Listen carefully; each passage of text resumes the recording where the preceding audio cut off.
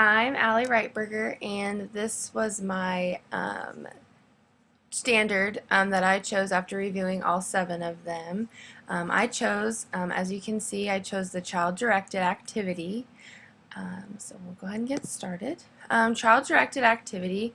This CREASE standard is encouraging children's decision-making and self-regulated learning. Again, this goal is very important in child development. Decision making and self-regulated learning are life skills.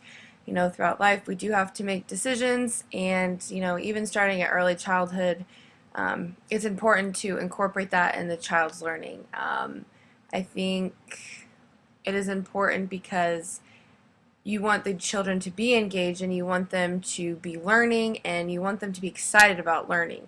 So what better way for them to be excited than getting to learn about something that they're choosing?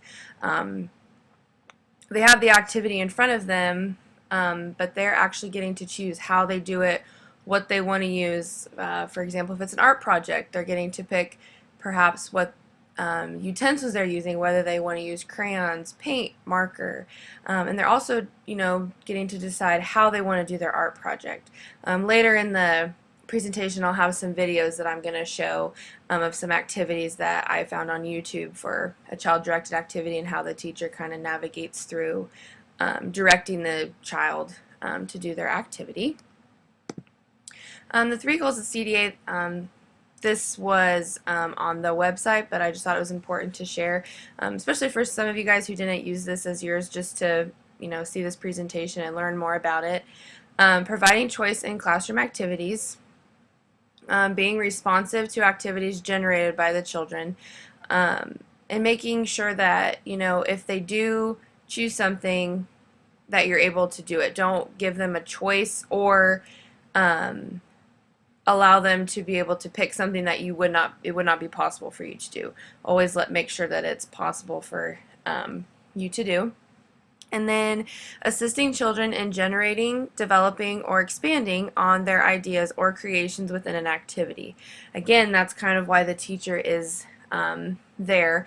According to the rubric on the website, it's really not even really about giving children 2 choices and letting them pick from that. It's really not even that so much as really letting them have their imagination and letting them explore. They're kind of doing experiments, observing, trial and error in a way. You have to let the children, pick something, whether they need to see that it won't work, even if you know that something won't work. Again, in the video that I watched, this particular teacher allowed the children to use things from nature to create paint. And in the first part of the video, she's asking the children, there's a group of 4 of them sitting there, and she's asking them if they think if the paint is too thin, and she's kind of scooping it up and showing them the consistency of the paint. Some of them say it doesn't look like paint because it's too watery, and some of the kids think, no, that looks like paint. So the teacher decides, instead of saying one's right, one's wrong, and since it was divided, she got out 2 containers. One she was going to leave watery, and the other one she was going to make thicker for the other kids. So she let them make decisions, and then she was able to help the students who made decisions. So watery got the watered bowl. The other kids who wanted it thicker got a bowl with thicker paint in it. So they made the decision, and she assisted in expanding and helped them to do the activity the way that they wanted to. So that was something I actually saw in the video. So importance of the CDA standard. These are just kind of some of my thoughts about the standard. Students are allowed to make their own decisions about how they do an activity. Again, just kind of the examples I talked about previously, getting to decide, maybe pick out the materials they want to use, especially with like an art project, the materials they want to use, the colors, the textures, all of that. Children should be encouraged by their teacher to explore their own ideas and use their imagination. Again, in this activity, a teacher's not really supposed to be guiding them as much as helping them just to expand. Not really guiding them in a way to do the project the way you want them to do it, but guiding them, in leading them to make their own decisions. Again, with the watery paint. She let her students decide what the consistency of their paint was going to be, and she let them have that. She let them make that decision, which I thought met the CDA standard. Also, another thing in the video is later on, the children started thinking of more ideas for ingredients that they could be using for their paint. So in the beginning, we were using this ingredient, and then their wheels were turning, trying to figure out what else they could use for materials for paint. So I thought that was really neat to see kind of it come, full circle of this is what we're starting with, but oh wait, we can use other ingredients to make paint. And they thought of it on their own. So I thought that was really neat to get to see.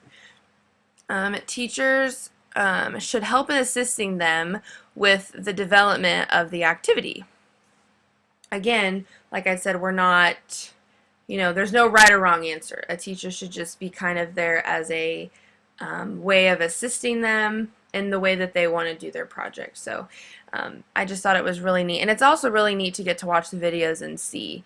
I didn't really find a whole lot on YouTube about specific activities, but there were a few, and it's just kind of cool to get to see the kids, their wheels are turning and they're making their own decisions, and it's just really, really neat to actually get to see instead of, reading about it.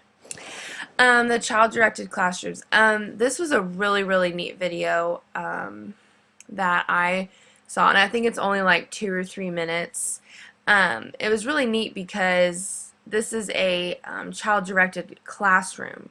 So, and it was covered by a news station, and it's just really, really neat to get to see a whole classroom. The teacher says at the very beginning of the video that she asked the parents at the beginning of the school year what their children would be interested in learning about, and she said it was so funny that over half of their parents said the ocean. So that was their first activity that they learned about, and so her room was just covered in ocean.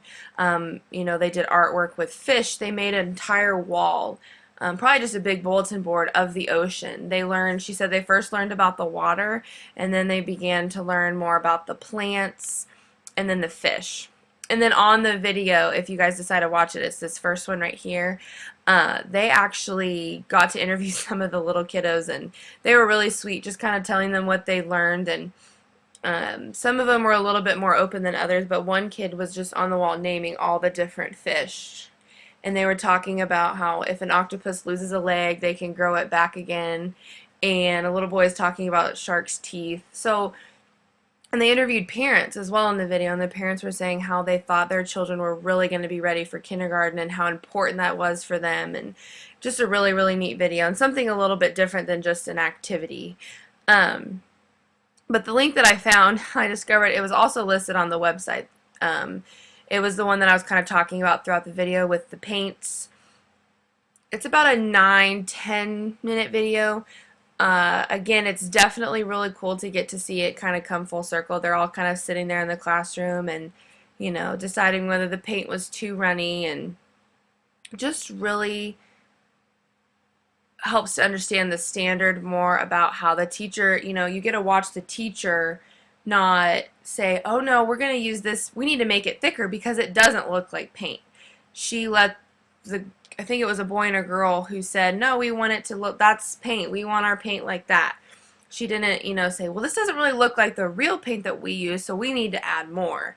She let them make the choice. So again, just getting to see the standard and finding some videos to kind of bring it all back is really neat. So I hope that you guys learned more about child-directed activities, and the links are on here for you guys to watch the 2 videos.